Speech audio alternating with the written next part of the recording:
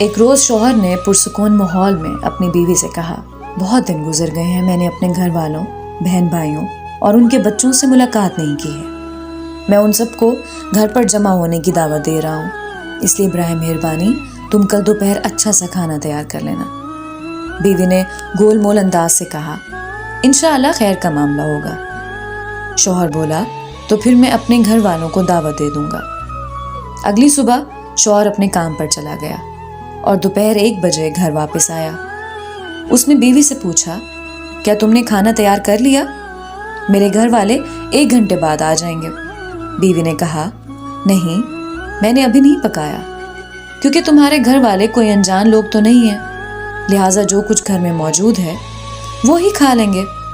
شوہر بولا، اللہ تم کو ہدایت دے، تم نے مجھے کل کیوں نہ بتایا کہ تم کھانا نہیں تیار کرو گی؟ وہ لوگ 1 گھنٹے بعد پہنچ جائیں گے، پھر میں کیا کروں گا؟ بیوی نے کہا، ان کو فون کر کے معذرت کر لو، اس میں ایسی کیا بات ہے؟ وہ لوگ غیر تھوڑی ہیں، آخر تمہارے اپنے گھر والے ہی تو ہیں۔ شوہر ناراض ہو کر غصے سے گھر سے باہر نکل گیا۔ کچھ دیر بعد دروازے پر دستک ہوئی۔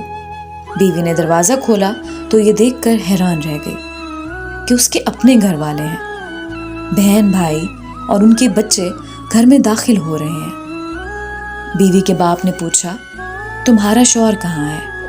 وہ بولی، کچھ دیر پہلے ہی باہر نکلے ہیں۔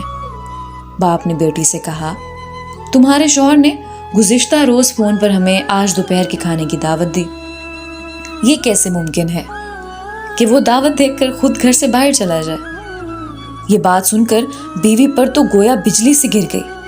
اس نے پریشانی کے عالم میں ہاتھ ملنے شروع کر دیے، کیونکہ گھر میں موجود کھانا اس کے اپنے گھر والوں کے لیے کسی طور لائق نہ تھا، البتہ یقیناً اس کے شوہر کے گھر والوں کے لیے لائق تھا۔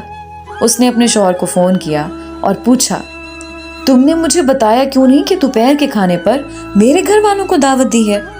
شوہر بولا، میرے گھر والے ہوں یا تمہارے گھر والے، فرق کیا پڑتا ہے؟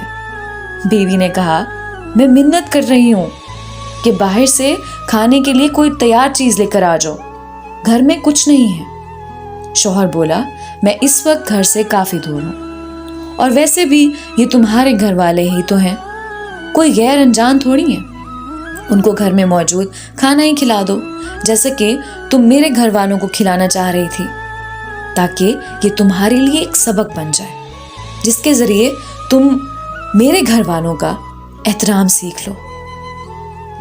دوستو، لوگوں کے ساتھ ویسا ہی معاملہ کرو جیسا تم خود ان کی طرف سے اپنے ساتھ معاملہ پسند کرتے ہو۔